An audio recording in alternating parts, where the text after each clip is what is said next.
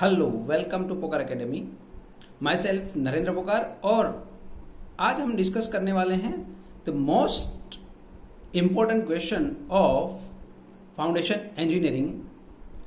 जो कोई भी एग्जाम आप यूनिवर्सिटी की हो, गेट की हो या जीपीएससी की हो, जो मेन टॉपिक हैं फाउंडेशन इंजीनियरिंग में जो बहुत रिपीट होते हैं, कोई भी कंपटीशन एग्जाम हो या आपकी यूनिवर्सिटी की थियरी बेस्ड एग्जाम हो, उनके बारे में हम डिस्कशन करने वाले हैं। तो चलिए शुरू करते हैं क्वेश्चन नंबर 1 के साथ।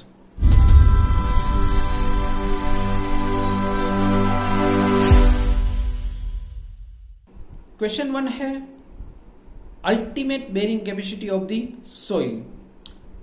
अब आपको पता है कोई भी सोइल है तो जो लोड आ रहा है that is from the superstructure to the soil through the foundation only. तो जो नीचे स्ट्राटा है आपके पास, जो नीचे सोइल है आपके पास, उनकी लोड कैरिंग कैपेसिटी क्या है वो आपको पता होनी चाहिए। That is the load bearing capacity. जो मैक्सिमम है उनको हम नाम देते हैं अल्टीमेट, जहां पे फेलियर स्टार्ट होता है, जहां पे सोइल आपकी फेल होती है। तो उनके बारे में पूरा डिटेल नॉलेज आपको होना चाहिए। Question number 2, classification of shallow and the deep foundation. तो सबसे पहले फाउंडेशन 2 टाइप्स के होते हैं, आपको पता है, shallow and the deep foundation. अब देखिए यहां लिस्ट आउट किए हैं शैलो फाउंडेशन में क्या आते हैं। स्ट्रिप फुटिंग है, स्टेप फुटिंग है, शैलो और डीप फाउंडेशन में अगर आप बात करते हो तो फाइल फाउंडेशन है। तो इस हिसाब से आपको याद करने हैं टर्मिनोलॉजी जो यूज होती है। लेट सपोज पाइल की बात करते हैं तो पाइल में स्किन फ्रिक्शन, तो ये टर्मिनोलॉजी पता होनी चाहिए कि what is the bearing capacity for the pile and what is the difference between pile and the आपका सोइल शैलो फाउंडेशन। तो ये चीज आपको याद होनी चाहिए। अब बात करते हैं क्वेश्चन नंबर 3,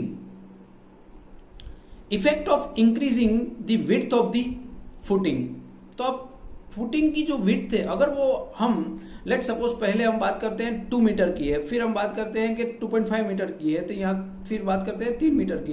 तो इनमें जो आप इंक्रीमेंट करते हैं उनसे आपकी जो इफेक्टिव जो अल्टीमेट बेरिंग कैपेसिटी है फाउंडेशन की, वो इंक्रीमेंट हो रही है या डिक्रीमेंट हो रही है, वो आपको पता होना चाहिए। वो ग्राफिकल रिप्रेजेंटेशन याद ना हो तो कोई बात नहीं, बट एटलीस्ट आपको एक इक्वेशन पता होना चाहिए, CNC plus gamma D into N Q plus last में आपका जो एक टर्म है थर्ड टर्म, वहां पे आप देखिए तो वहां पे विड्थ बी आती है।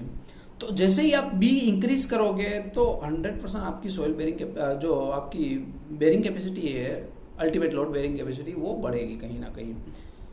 हाँ, वो थोड़ी बहुत कम या ज्यादा हो सकती है, depend on the soil strata. Question number 4, circumstances where the mat foundation is required। Let पहले तो कहां कहां हम यूज करते हैं और क्यों हमें ये फाउंडेशन, मेट फाउंडेशन, या उनको हम बोल सकते हैं राफ फाउंडेशन। देखिए फिगर में आप देख सकते हो तो बहुत सारे फुटिंग एक साथ, स्पेसिंग जो है उनकी वो अगर बहुत कम है तो आपको यूज करनी है। और अगर सॉइल बेरिंग कैपेसिटी भी आपकी लो है तो भी आपको ये राफ फाउंडेशन यूज करना होगा। तो ये पॉइंट्स आपको याद करने हैं। अब बात करते हैं क्वेश्चन नंबर 5 की,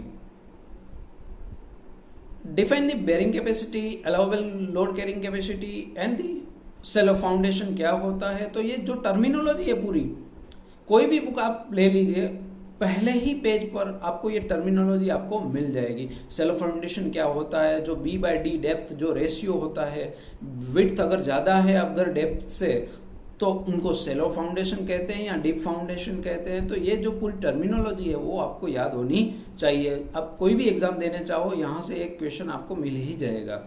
अब बात करते हैं क्वेश्चन नंबर 6 की, factor affecting the selection of the foundation. जो टाइप ऑफ सिलेक्शन है वो बहुत सारे पैरामीटर्स पर डिपेंड है।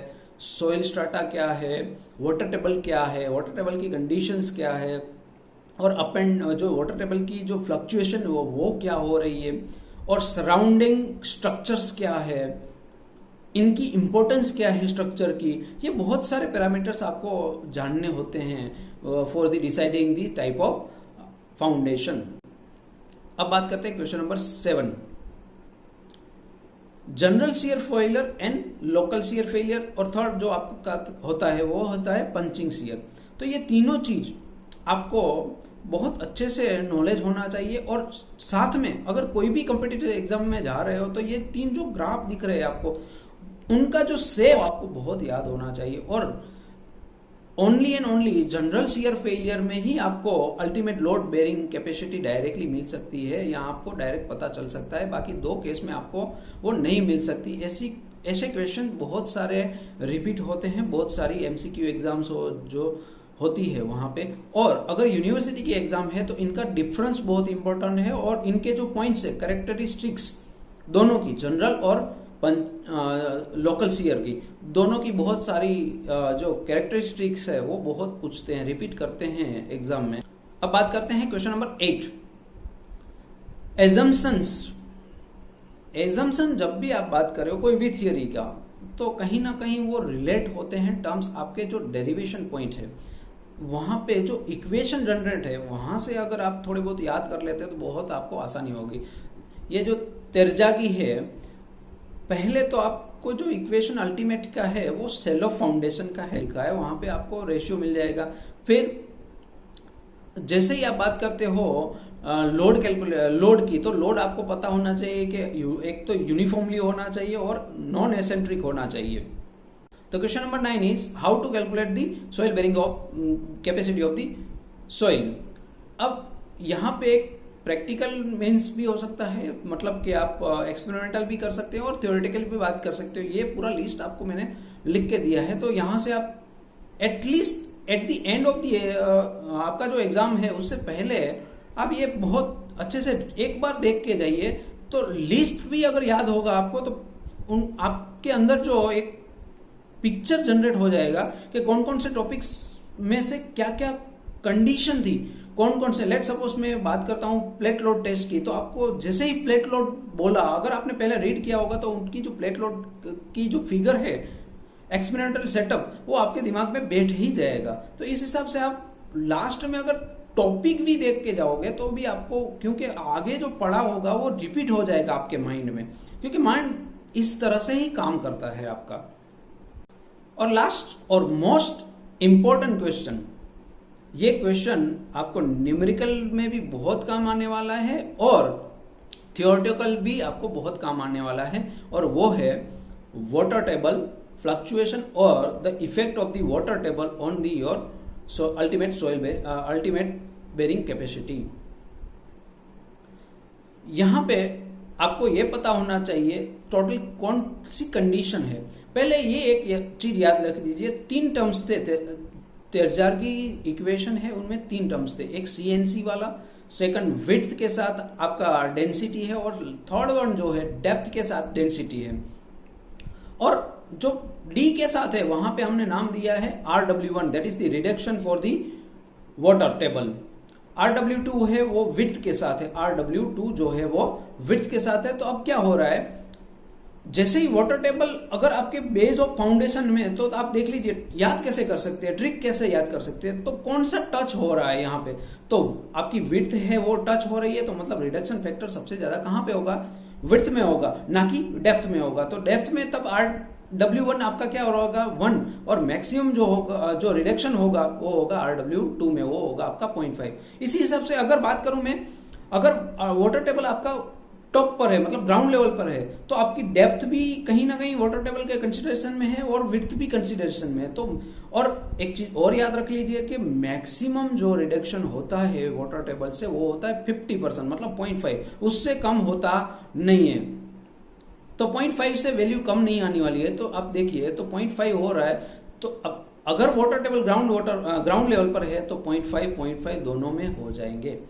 और थर्ड कंसिडरेशन, अगर वाटर टेबल आपकी जो विड्थ है उससे भी ज्यादा डेप्थ में है from the base of the foundation, तो क्या होगा, तो आपका कोई भी रिडक्शन नहीं करना होगा। RW1 equal to RW2 equal to 1 ही रहेगा। तो क्योंकि वहां पे वाटर टेबल की आपको ना तो विड्थ में इफेक्ट हो रही है या तो ना डेप्थ में इफेक्ट हो रही है। तो यहां से आप याद कर सकते हो कि वाटर टेबल की कंसिडरेशन क्या हो सकती है।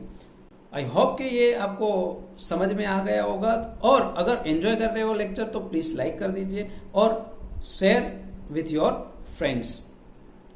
अगर सब्सक्राइब नहीं किया है तो चैनल को प्लीज सब्सक्राइब कर लीजिए और बेल आइकन को प्रेस कर दीजिए, जैसे ही आपको इस तरह के वीडियोस की नोटिफिकेशन आपको मिल जाए। Thank you so much.